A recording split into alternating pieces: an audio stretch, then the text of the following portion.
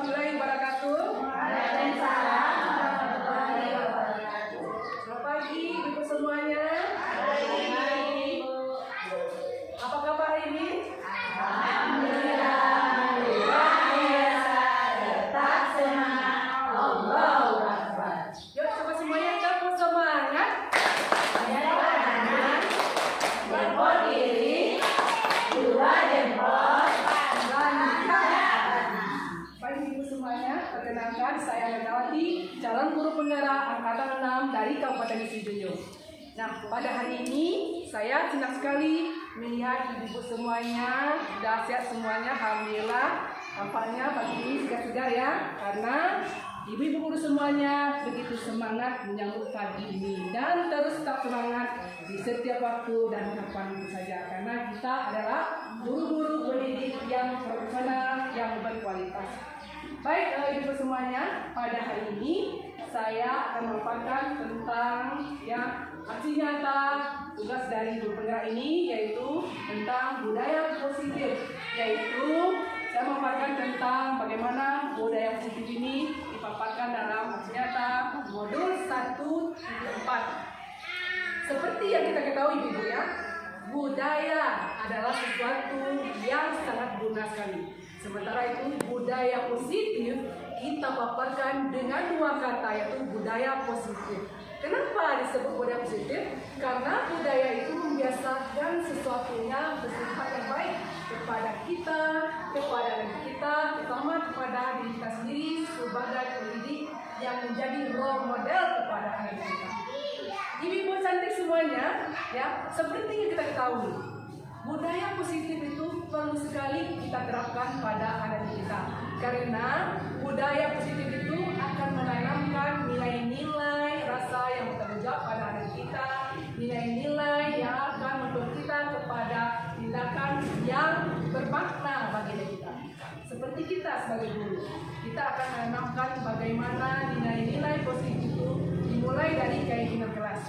Apa itu keyakinan kelas, Bapak Ibu semuanya, Ibu semuanya? Yaitu kita membuat aturan dengan anak didik kita itu. Bagaimana kita membuat kolaborasi dengan anak didik kita, membuat kesepakatan atau aturan kelas. Di mana kesepakatan ini berguna untuk sekolah kita, berguna untuk anak didik kita, berguna untuk kita. Dalam rangka menjalankan itu semuanya, kita mungkin berkolaborasi dengan teman sejawat. Seperti kita ketahui, misalnya di sekolah, dalam penanaman keyakinan sosial itu, keyakinan kelas itu, kita menerapkan seperti kebiasaan anak kita mungkin ya, membuang sampah di mana di sana mungkin anak kita, didik kita tidak tahu bagaimana membuang sampah. Seperti biasanya kita mungkin menerapkan kebiasaan membuang sampahnya itu sembarangan saja. Jadi kita harus menanamkan kepada anak kita bagaimana cara membuang sampah, bagaimana cara anak kita tahu bagaimana menjaga kebersihan. Nah, itu dari keyakinan kelas itu. Kita membuat kesepakatan dengan anak kita. Nah, setelah kita membuat kesepakatan ini, anak didik tahu dengan cara apa? Dengan cara kita mempraktekkan langsung melalui kebiasaan sekolah. Misalnya ada sampah berserakan, guru bisa menjadi role model yang membuang sampah, yaitu hitung sampah. Kemudian lagi mempraktekkan ya sampahnya itu bagaimana supaya bisa membedakan mana sampah yang organik, yang basah misalnya, mana sampah yang kering atau sampah yang organik. Nah, di sana nggak tahu itu. Di sana penanaman tentang nilai-nilai kebajikan, bertanggung jawab, menjaga kebersihan dan segala macamnya. Nah, jadi sini saya sebagai pendidik dan juga ibu semuanya ini yang hadir pada hari ini juga begitu. Ya, saya tidak percaya ibu-ibu di sini tetap akan menanamkan tentang nilai positif yang akan ditanamkan bagi anak didik kita. Misalnya saja kalau seandainya anak kita berbuat salah, kita tidak langsung memponis anak itu salah, tetapi kita harus membimbing anak itu, harus tahu sendiri dengan apa yang dilakukan itu, tahu apa dampak kepada dirinya. Misalnya anak itu terjatuh, mungkin didorong oleh kawannya. Nah, mungkin guru di sini akan memberikan solusi berupa nasihat kepada anak didik yang mendorong tadi, atau sehingga anak didik tadi yang jatuh bisa tahu apa yang terjadi jika dirinya sendiri kalau didorong oleh temannya itu sedang jatuh bagaimana, apa rasa Jadi di sini kita harus menekankan bagaimana nilai kebajikan, nilai bertanggung jawab itu kepada anak didik kita. Nah, di sini guru juga membimbing anak didik itu supaya tahu dengan apa yang dirasakan kawannya, tahu dengan rasa empati, tahu dengan rasa simpati, juga merasakan apa yang dirasakan oleh kawannya. Ya, jadi kita sebagai pendidik ini, ibu-ibu semuanya harus lebih menyikapi anak kita itu. Jangan memaksakan kita, tapi harus tahu kita berteman dengan anak kita itu, menanamkan nilai-nilai berbakti kepada anak kita. Itulah ibu tentang budaya positif itu. Kemudian lagi tentang bagaimana lagi tindakan kita terhadap apa yang kita paparkan lagi kepada adik kita dalam kegiatan pembelajaran di kelas harus bersifat lebih bermakna lagi.